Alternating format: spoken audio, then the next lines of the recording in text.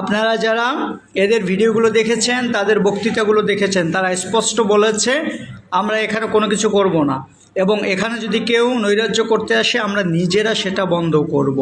আমরা আসছি এখানে জিয়াফত হবে, মানুষের জন্য গরু খাওয়া হবে, ঠিক আছে। অবশ্যই সেখানে প্রতিবাদের ভাষাটা শান্তিপূর্ণ ছিল। সেই জায়গায় এই যে ৩৬শে জুলাই বা নতুন বাংলাদেশের ৫ই আগস্টের পরে পুলিশের কি করে সাহস হলো? কোন পুলিশের সাহস হয়েছে? কোন থানার পুলিশেরা কোথা থেকে এসেছে? তার স্পষ্ট জবাব দিতে হবে।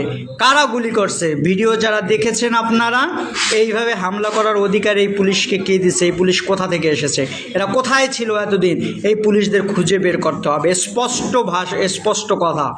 ওখানে কেউ কোনো মিছিল করে নাই, মিটিং করে নাই, শান্তিপূর্ণ আন্দোলনের উপরে সারাদিনে কোনো কিছু করা হয় নাই। সন্ধ্যার পরে অন্ধকারে আপনারা ভিডিওগুলো দেখেন, হামলার ভিডিওগুলো দেখেন, মাথায় রক্ত উঠে যাবে। কোথা থেকে এসেছে? এদের ভিতরে স্বৈরাচারের যে মনস্তাত্ত্বিক যে দাসত্ব ছিল এবং স্বৈরাচার যে বিষয়গুলো এদের ভিতরে পুঁতে রেখে গেছে, তার কিছু কিছু আলামত এখন কিছু কিছু জায়গায় প্রকাশ হচ্ছে। এত কিছু হইতেছে, কোথাও কোনো হামলা নাই, কোনো কিছু নাই, প্রথম আলোতে গেলেই গায়ে লাগে। আসল জায়গায় ঘা লাগছে, তাই না? মানে হাসিনা যায় যাক, আওয়ামী লীগ যায় যাক, সমস্যা না, ইন্ডিয়া এই দেশে থাকতে হবে, এইটা হচ্ছে মূল কথা। ইন্ডিয়ার গায়ে হাত দিলেই গায়ে লাগে, তাই না?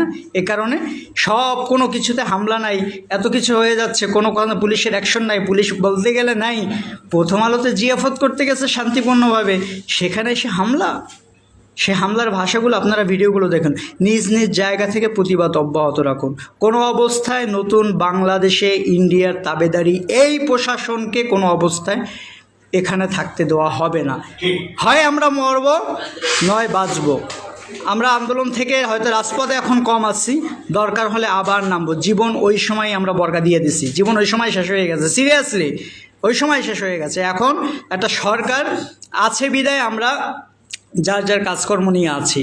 যদি দরকার হয় এই ইন্ডিয়ার জন্য, ইন্ডিয়ার বিরুদ্ধে বাংলাদেশকে স্বাধীন করতে নবাব সিরাজউদ্দৌলা, পলাশী এবং তিতুমি, এই যে বুয়েটের আবরার এবং এই আবু সাঈদদের স্মরণে নিজেদের আত্মত্যাগ করতে বিন্দুমাত্র গায়ে লাগবে না। চ্যালেঞ্জ দিয়ে বললাম, নিজ নিজ জায়গা থেকে প্রতিবাদ অব্যাহত রাখুন। এই পুলিশদের থাকতে দেওয়া হবে না।